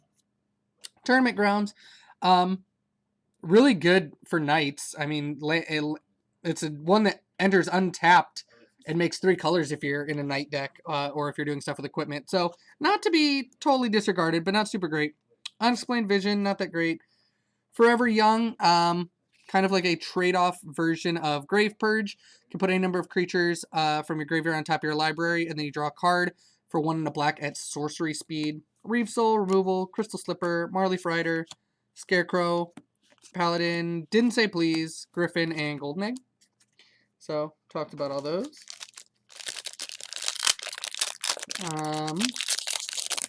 We've got here, all right, another sweet human token into the burn pile forest. Ooh, foil Castle Garenbrig. So the green castle being the #1 castle does pay off even more when you get the foil version of it. So this is the one that I think is going to be seeing play in Titan Shift, because this can get out a prime time, like a turn earlier, turn 3 instead of turn 4 or something like that. So I think this is where this is going to see play, since you're almost assuredly going to get him untapped, and even if you don't, the turn you need him untapped, he will be untapped. So I really like this one. Yeah. You can pay 2 and 2 green to add 6 green to your mana pool. You can only cast creature spells or activate abilities of creatures this way. But if you're casting a prime time, does not matter. Lockmere Serpent, I think this is a phenomenal limited bomb. I don't see much play for it outside of that for the most part. 4 blue-black for a 7/7 Serpent with Flash, if you want to flash it in for 6. You can tap an island and sack an island, or add a blue, stack an island, can't be and it can't be blocked this turn. Or you can pay a black and sack a swamp, and you gain a life and draw a card. You gain a life and draw a card is pretty sweet. Oh, the card looks very cool. I love the look. Or you can pay a black and a blue, exile 5 target cards from an opponent's graveyard, and return this from your graveyard to your hand. I think this is really good and limited because you can pay the blue and then sack the blue you just paid to make it unblockable. So, I think this is actually, again, really good limited bomb. I don't know if it'll see standard play outside of that. Flaxen Intruder, saw that one. Giant Opportunity, 2 and a green. You may sacrifice 2 foods. If you do, create a 3/3 giant creature token. This could see play too. Like, that's a 7/7 for 3, because food tokens are so easy to make. So, that could be something. Forbidden Fruit. Yep. This one, Roving Reap, or Roving Keep, it's like Howl's Moving Castle, but whereas that was a good movie, this is not a great Magic card. 7 drop for a 5/7 with Defender. You can pay 7 to give it +2/+2 and trample, and then it can attack as though it didn't have Defender. So, sure. Rimrock Knight, little dwarf that can kind of be a pump spell. Follow the Pheasant, Merfolk, Merfolk. Bartered Cow, the scariest card in the set. It is 3 and a white for a 3/3 Ox. When it dies or you discard it, you create a food token. At the market, no one heeded Hilda's frantic mooing. The Fey curse was turning out even worse than she had feared. This lady is about to get bartered away. It's terrifying. It's terrifying. I want no part of it.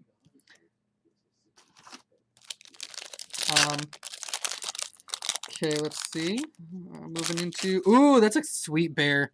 That's one of the bear tokens that Flaxen Intruder apparently wants to get rid of. Sick Island, favorite island. And Return of the Wild Speaker. 5-drop instant, choose one. Draw cards equal to the greatest power among non-humans you control. That could be a lot of cards. That's the big EDH part. Non-human creatures you control get +3/+3 until end of turn.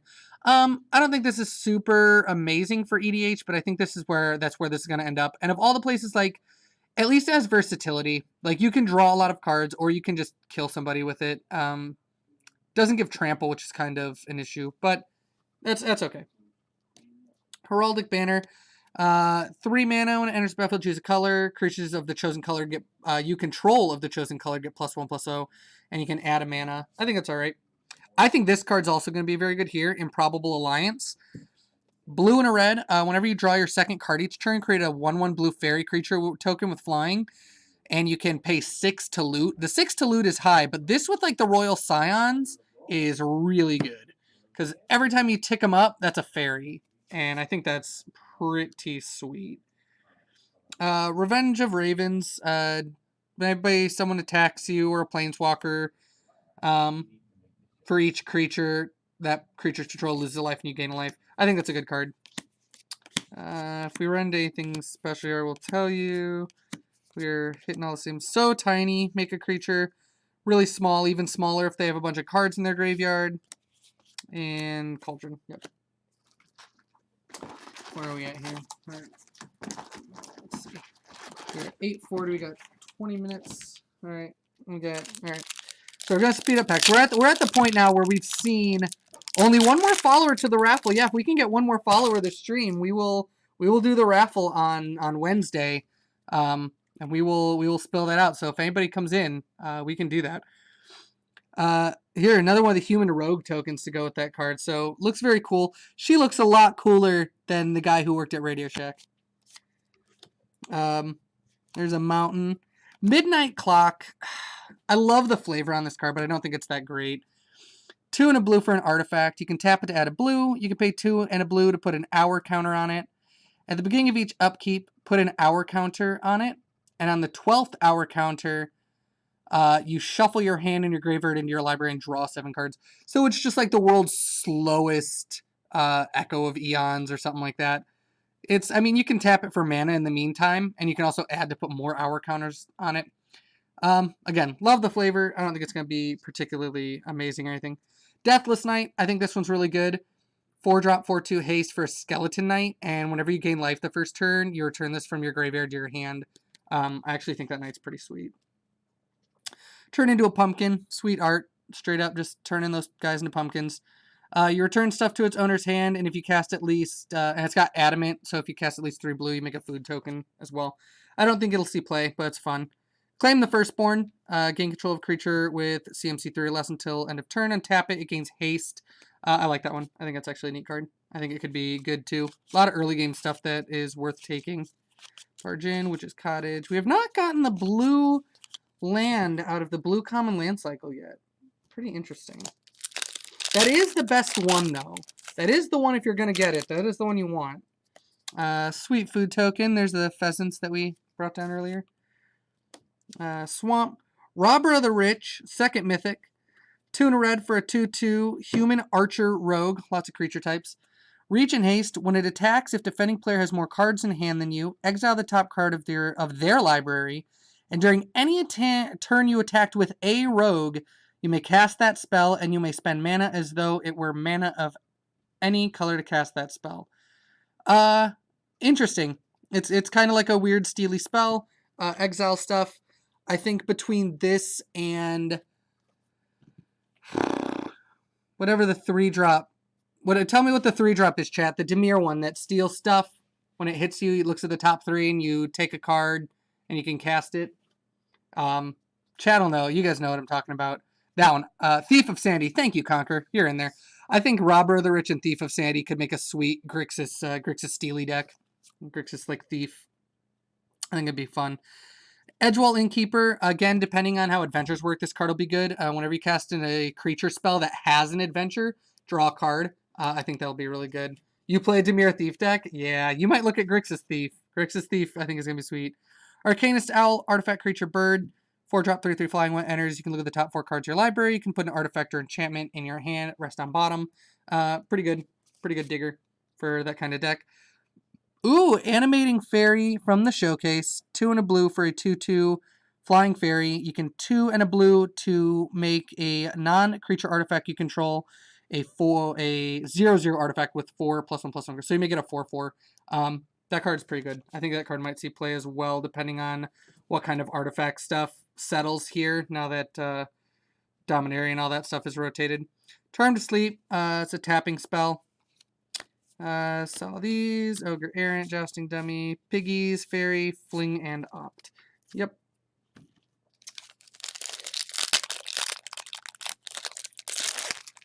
Yeah, the art for Animating Fairy is very cool. She's making like a little teapot robot.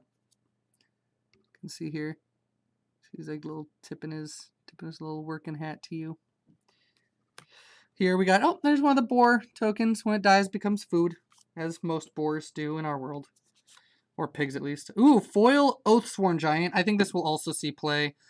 3-drop for a 0/0, but it enters as a 4/4 because it gets 4+1/+1 counters. Attacks each combat if able, and any damage that would be dealt to it, you reduce that. You prevent it, and you remove a +1/+1 counter from this. So this with any kind of proliferate setup is pretty sweet. And yeah, that is a second foil rare. That is actually really good. We got the foil. Oh no, there's the third. You're right. There's a foil Castle Garenbrig, a foil Gadwick, and a foil Oathsworn Knight. So yeah, that's 3 foil rares. That's a really high rate. That's really good. Oh, and the Beast. That's right. And the Showcase Beast. So, wow, that's 4 foil rares. That's a really high rate. That's pretty impressive. Clackbridge Troll, another great limited card. I think this one might see standard play as well, but this one is really good in limited. 3 black for an 8/8 trample haste. When it ETBs, Target opponent makes 3/0/1 white goats. At the beginning of combat on your turn, any opponent may sack a creature. If that player does, or if a player does, you tap this, you gain 3 life and draw a card. That's a pretty fair exchange. I think that's a really good exchange, being able to just like draw a card if an opponent doesn't want to get hit by an 8/8 trampler. Like, I think that's awesome. I think that'll see standard play, honestly, somewhere. Lucky Clover, whenever you cast an adventure, instant, or sorcery, you copy it and you choose new targets for the copy. That's for 2. I think this, if anything's going to make adventures good, it's really going to be this card. That's my guess. Okame, Adversary, 3 and a green, costs 2 less cast if a opponent controls a green permanent. Death Touch, deals combat damage to a player, draw a card. Could be in conjunction with Vraska for some sort of Death Touch build. I've seen a couple of them. They're not super powerful, but they are consistent. Deafening Silence, great way to slow people down. Really fun hate style card. Each player can't play more than 1 non-creature spell turn. The annoying part is that it casts for 1 white. That's the issue. And we saw all those. Okay. We're closing in. Yeah, we're on like 15 more. We're going to be opening these ones a lot faster here. Charming Prince. We'll probably see play in Modern. Very modal. Probably see Modern Taxes. Also could be sideboard Modern Humans against like Burn or things like that. I think that card is very good. Shield Breaker, destroy the artifact. Glass Casket, we'll see play. Seen these. Borrow Witches, can return a knight. Here we go. Here's the island. This card is insane. When it enters the battlefield untapped, which all of them untap if you have that 3, at least 3 other of the land that it is. So if you have 3 other islands, this enters untapped. When it enters the battlefield untapped, you can put an instant or sorcery card from your graveyard on top of your library. Like, it's so good. This card is so good. It's going to see play in Pauper. It'll probably see play in Modern. It'll definitely see play in Commander and Standard. It's so good. If you don't have them, pick these up. They're probably not going to get too pricey. I mean, they're commons, but I mean, they're worth it. They're worthwhile to get your copies. Because they're just going to see play all over the place. Yep. Counter and other mill folk. Let's keep looking here. Yeah, I had no idea that we were at 4 foil rares. That's amazing.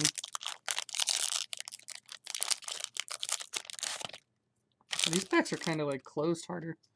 On an adventure, a swamp. Doom Foretold. This is a weird card.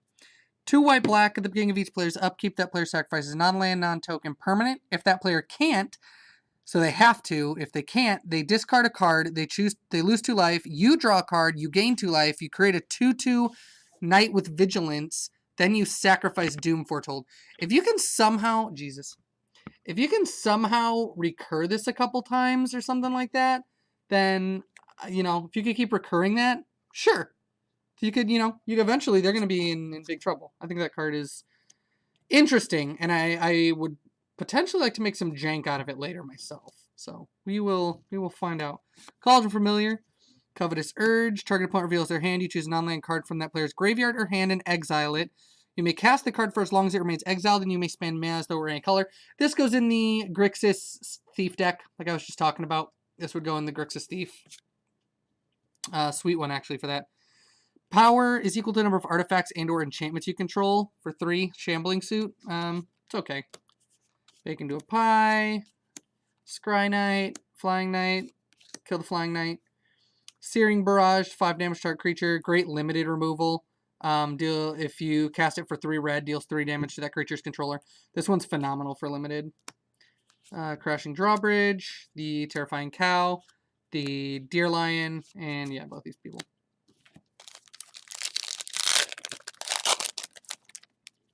Alright, and we have human. Other forest art. Looks pretty cool.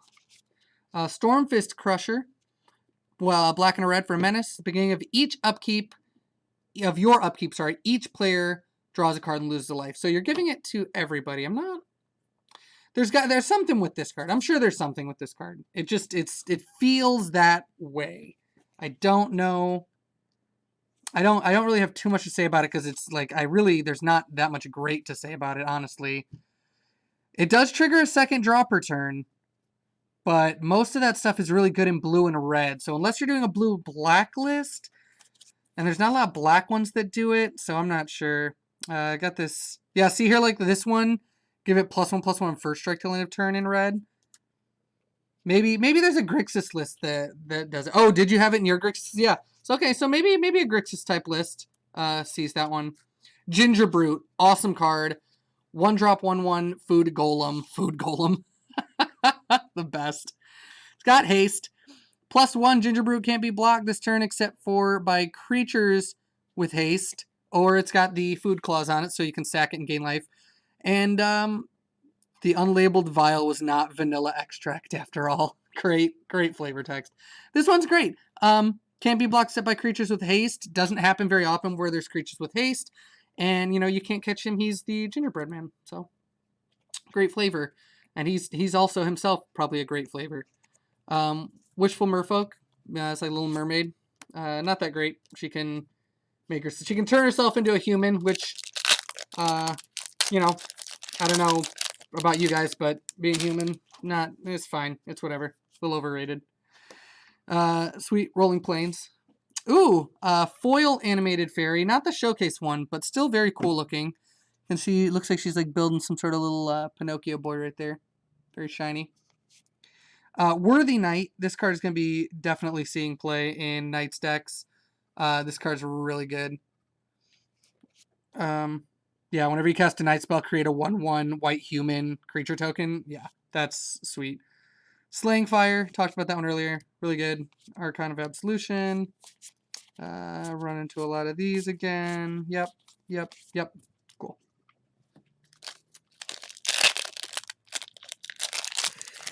Let's see. Oh, cool dwarf token. I like the dwarf. The dwarf token is really cool too, just because it's them like going through this tunnel. So I like that. Another foil. Foil Tome Raider. So many foils. Did they up? I think they upped the foil rate, didn't they? Is it like 1 to 3 instead of 1 to 5 or something like that? Maybe, I don't know. But this is crazy. We're having a lot of foils. Tome Raider, foil fairy that draws you a card. Fabled Passage, the better Evolving Wilds. I think this card's fine. I think this card could see a home in a couple different places. Definitely will see play in Standard, though. Belle of the Brawl, best card name in the set, in my opinion. Not that great, though. When it attacks, other knights get +1/+0 until end of turn. She has menace. It's okay. Really good if you're running knights and limited, though. All That Glitters, I think this card's good for Standard. Enchant creature gets +1/+1 for each artifact and enchantment you control. Sure.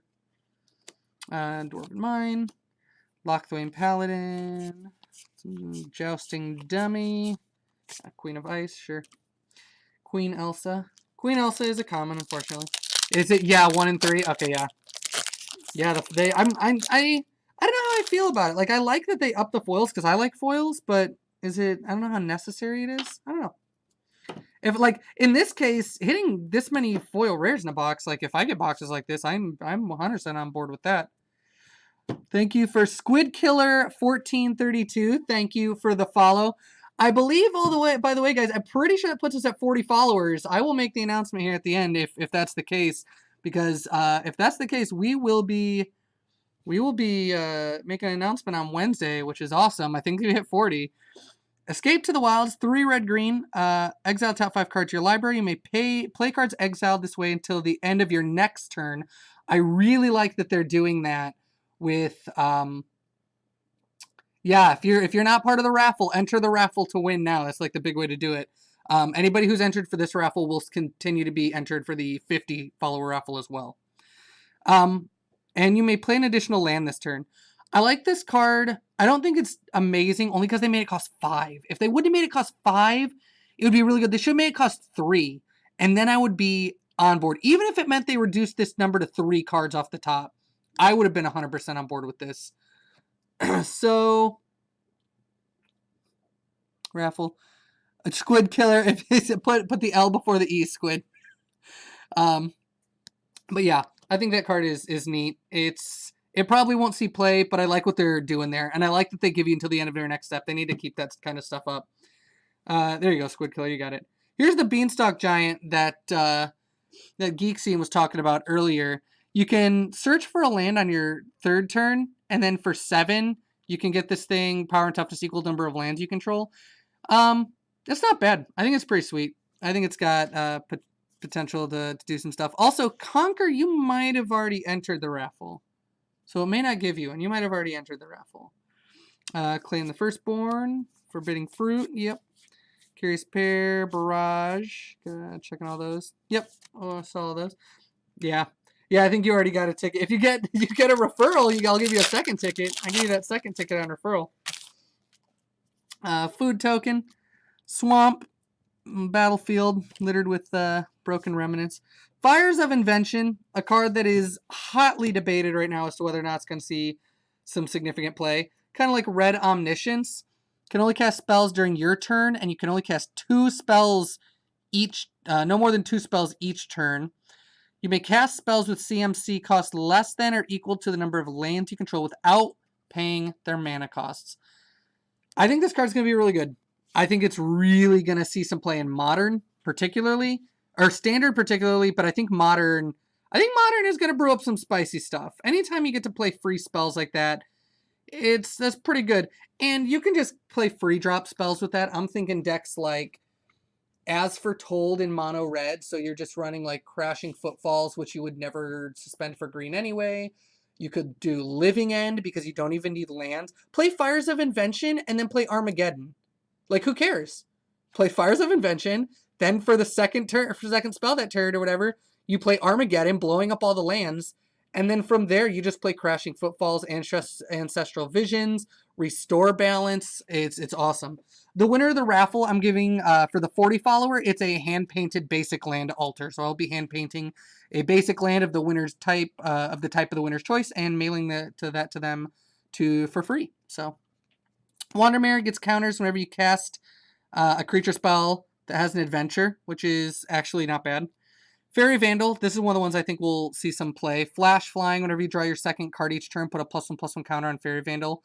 I really like this one. It's in our fairies list that we're trying out right now.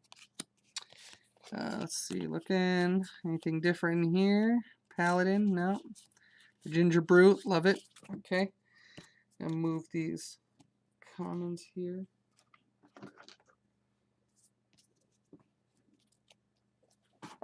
Alright, coming down to the last 10 packs here. Bust through these. Alright. Very cool island. Very beautiful looking. See all the sweet mountains and all that. Another foil. Fireborn Knight. I really like this one. This is part of the Knight cycle as well. This is the multicolor Knight cycle, the hybrid Knights. This is the blue-red, blue-white one. I think this one's going to see play in a blue-white Knights deck for sure. Very pretty. Outlaws Merriment. Oh, there you go. There's the mythic that goes with our tokens that came out over here. The Human Rogue and our Radio Shack dude, Human Cleric. You can see they're all like hanging out. The whole idea, I guess, is that they're all chilling over here. Like yeah, like there we go. That art probably goes together like that, actually. In fact, I'm almost positive it does right there. Not exactly, but you can see where like the twigs are kind of stretched there. So I think these card arts actually go together, which is, good on Wizards for doing something like that with the art. I like that. Outlaws Merriment is 1 red, white, white for an enchantment.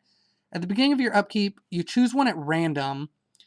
So you either make a 3/1 human warrior with trample and haste, a 2/1 human cleric with lifelink and haste, that's Radio Shack, and a 1/2 human rogue with haste stat. When it enters the battlefield, it deals 1 damage to any target. I think that is kind of Boros's Bitter Blossom. Whether or not it sees play in the same way, I'm not sure, but I like it, and I would love to see it kind of enter that realm of utilizing the tokens in a cool way like that. Order of Midnight Showcase printing, looking very beautiful. Loving the giant raven. And I've asked people this before. Do you think that that's a normal-sized lady on a giant raven? Or do you think that's a giant raven and a really tiny knight? Tiny knight the thought is adorable, but I would also like to fly on a giant raven. So I think that's the one it is. Green black hybrid knight, deafening silence. Got a bunch of the same comments here. Yep, Dragonfire, Memory Theft. Yep. All right. You think it's a tiny knight, Sammy Joe? Yeah, it's a normal-sized bird and just a really brave tiny knight who has tamed this regular-sized crow and given it some awesome, fantastical name like Agora Brand. Let's see. Feasting Troll King. Oh, Jesus, what a mana cost. 2 green, green, green, green for a 7/6 Troll Noble. Very noble looking indeed. Look at him spitting out something. Vigilance and Trample. When it enters the battlefield, if you cast it from your hand, create 3 food tokens. All right, cool. Sacrifice 3 food tokens. You can return this from your graveyard to the battlefield. You can only do it during your turn. I think this will see play in the food deck as well, because you're going to be making enough tokens that the second part, you don't need to make the tokens with the king to do the second part. So, Sirkara, the red knight. Whenever you cast an instant sorcery spell, whenever one deals damage to a player, rather, you exile the top card of your library, and you may play that card this turn. You can also do it if she deals damage, and then you can tap her to deal damage. I don't think it's particularly strong, but I mean it's okay. It does have like that kind of red pseudo draw setup on it, which is not totally useless. So if you're casting a burn deck like that, that does give you access to more spells than you would normally have access to in a turn. So very, very pretty swamp here. It's like all glowing willow trees now. That looks very cool. I don't even care. I don't even care how the rest of the world looks. I would totally walk through those trees at night. There it is. Murderous Rider, the showcase. That is, man, this thing's like $20 too. This thing is gorgeous. Look at that. Look at the like haunting Echo sketch style look next to it. It's very cool. This is one of the cooler showcases for sure. And again, you will not be able to escape this card. Welcome to a world of this in Standard, because it will be there. It is no question. Got the owl, got the adversary, got the animated fairy. Another good blue land. Awesome. A lot of the same stuff here. Yep. Cool. Man, this has been overall quite a good box. And we still have some packs to go. We have not. I don't remember if we've opened 3 or 2 mythics yet, but we'll see where we're at. Another foil. Foil common, the festive funeral. I think we've gotten as many foil rares as we've gotten like foil anything else here, which is kind of crazy. Iron Crag Feet. This card, really sweet. It's like 2.5 rituals in one. 1 red for a sorcery. Add 7 red. You can only cast 1 more spell this turn. I don't think the 1 spell matters. I really don't. I think this is going to see modern play. I think it's going to get spiced up and broken in some sort of goofy way.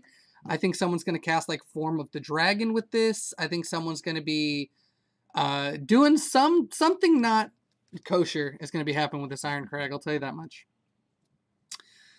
Sir Farron the Hedgehammer, 2 green for a 2/2. When it attacks, another target attacking creature gets +X/+X, where X is Sir Farron's power.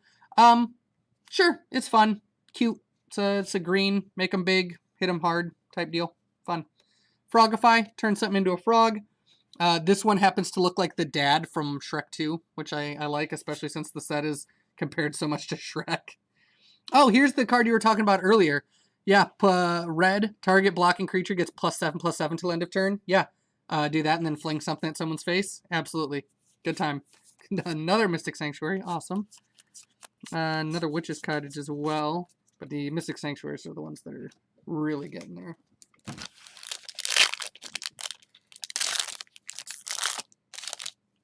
Ooh, cool token. Look at the giant token, the 7/7 giant. That's really cool. Yeah, we're skipping over the Noble Doggo, Sammy, because if I keep looking at him, I'll keep laughing. Here we go. Oh, look at one right after the other. Iron Crag Feet into Sundering Stroke, which who knows? Look at that. It costs 7 red mana. Deal 7 damage, divide as you choose among 1, 2, or 3 targets. If at least 7 red mana was spent to cast this spell. Man, I wonder where we could get 7 red mana. This deals 7 damage to each of those permanents and or players. This already in standard is kind of goofy. I don't know how good it's going to be, but it's pretty powerful. But I don't think this is going to see a ton of play outside of that. But with the Ironcrag feat, maybe. Here's the hybrid. Oh, there we go. All right. Sorry, chat.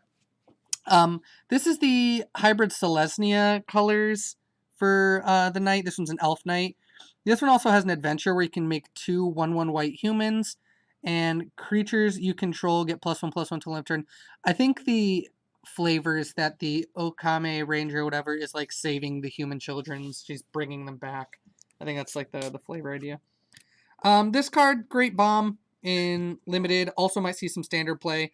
1 in a black, exile target creature with CMC 3 or greater. That's a lot of things. And it exiles them, which is pretty relevant. Joust. You make creatures fight, and if your creature's a knight, you pump it. Sure, because knights know how to joust, and other creatures don't. Makes sense, flavor-wise. Then we get all these things here.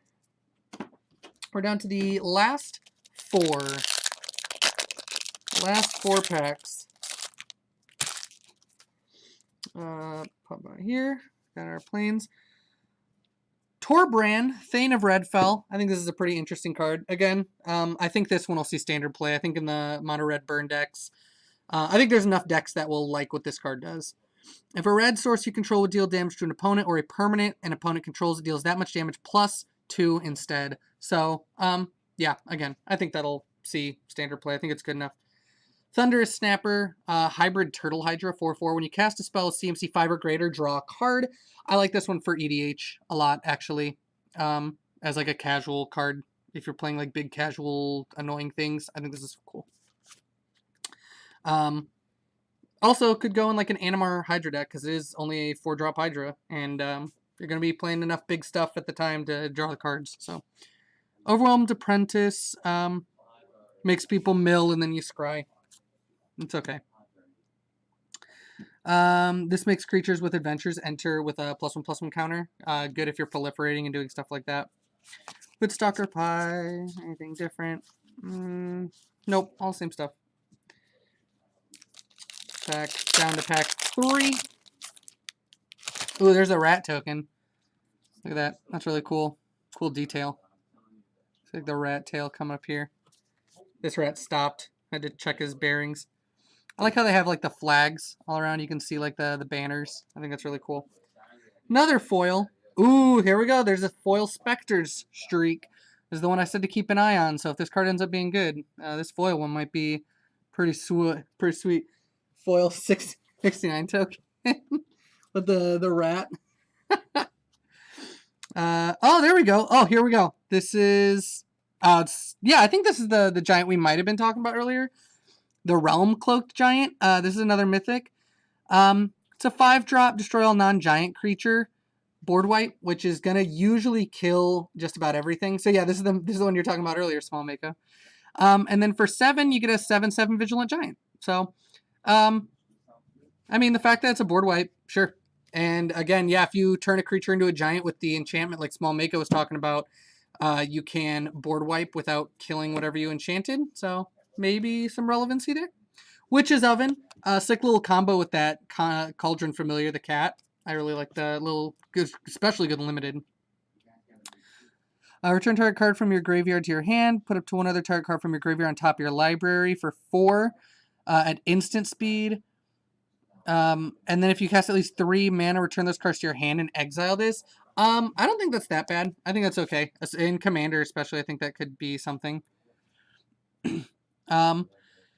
Red Cap deals 4 damage to target creature or planeswalker for 1 red at instant. If a non-red permanent dealt damage this way, you sacrifice a land. This card is very good. This is going to see a lot of play. I think that's a very good card. Let's see. The same commons. All the same commons. Oh, but look at that. We got Tall as a Beanstalk in with the Realm Cloaked Giant. So, good little example there. That's true. That'd be a great little setup for limited there. All right, pack number 2. 2 and 1 more. There's food. Food looking delicious as always. Beautiful swamp. We have Wildborn Preserver. 1 and a green for a flash 2/2 elf archer with reach. Whenever a non-human creature enters the battlefield under your control, you can pay X. When you do, put X +1/+1 counters on Wildborn Preserver. It's kind of like the hero of Lena Tower or whatever, that you could also, whenever you targeted her, you could pay X and put that many counters.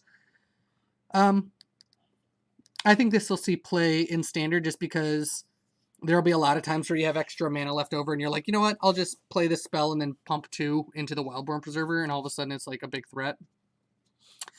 Here's the Black-Red Hybrid Knight. You can sack a creature and artifact for 3 hybrid mana to deal 2 damage to a creature or planeswalker, and it has Menace. It's okay. Here's the White Knight, Sir Aelin, the Lion's Claw.